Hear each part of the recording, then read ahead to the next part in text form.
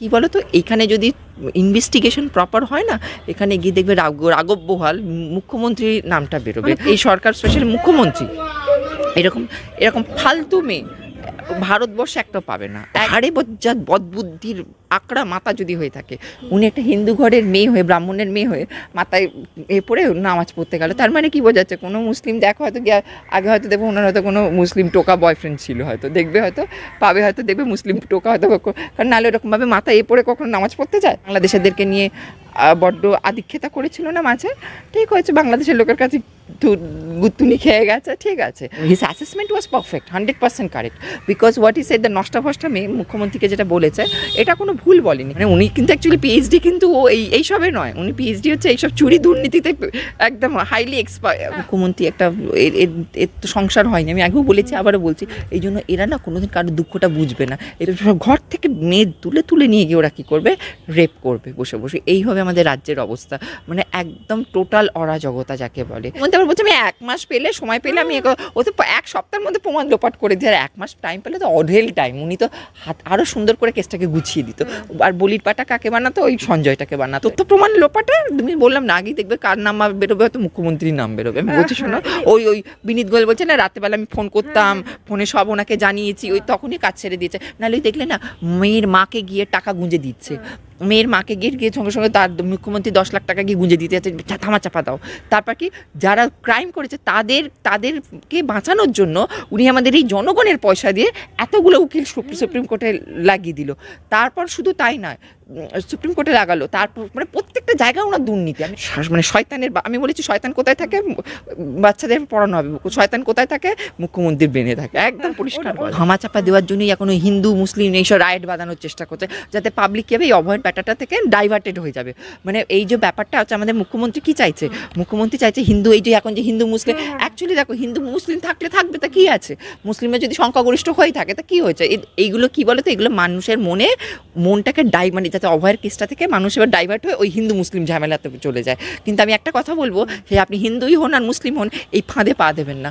কারণ হ্যাঁ, আপনিও দেখো মুসলিম একটা কেন 100টা থাকলেন না, বা তাতে কি আছে? যদি আমি এটা মুসলিম যদি হয়ে চাই, তা মানুষ তো রে বাবা, আফটার অল ওরাও তো মানুষ রে বাবা, তাতে কি আছে? যদি থাকলো, দেখুন আমাদের মেন হচ্ছে সবাই মানুষ, সবাই হচ্ছে আমরা কি খাওয়া দাওয়া এটা চাইবো।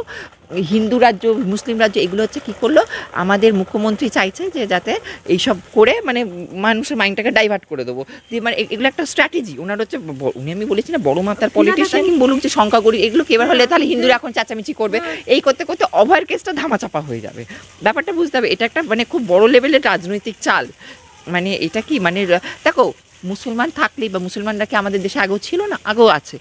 এবার সংখ্যাগরিষ্ঠ হোক সংখ্যালঘিষ্ঠ হোক সেটা কেন, দেখো সবাই আমাদের এখানে, কেন আমাদের এপিজে আব্দুল কালাম উনিও তো মুসলিম ছিলেন, উনি কি কত ভালো মানুষ ছিলেন। সব মুসলমান যে খারাপ আমি তা নয়।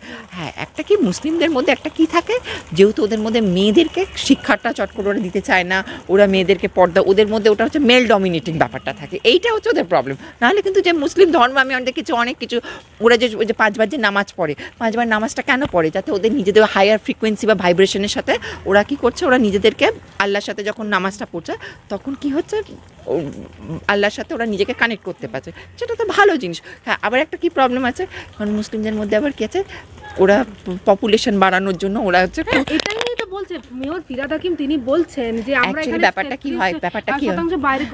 হয় শুনুন, দেখো এখানে একটা সেক্স একটা বড় রোল প্লে করে থাকে।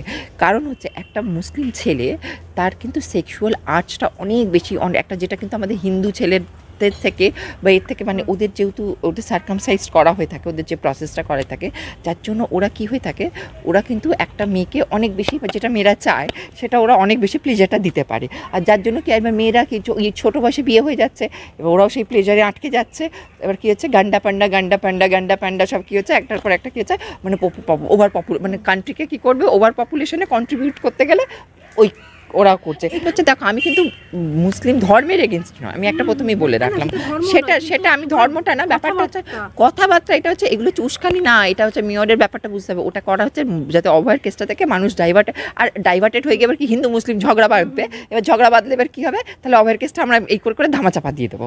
এটা হচ্ছে বড় একটা রাজনৈতিক চাল, এটা বুঝতে হবে। কারণ এতদিন তো মুসলিমরা রয়েছে, তার না সংখ্যাগরিষ্ঠতা 10টা হবে, আরও 10টা বাড়বে, তা কী আছে, তা এমনিতে তো বেড়ে আছে, তাহলে এমনিতে দেশের পপুলেশন তো বোধহয় 150 কোটির উপর আছে, ঠিক আছে, তাহলে তাদের এখন আরেকটু নয় পপুলেশন বাড়বে, তাতে এতে তো খুব একটা যে প্রবলেম হবে তা কিন্তু নয় আমার মনে হয়।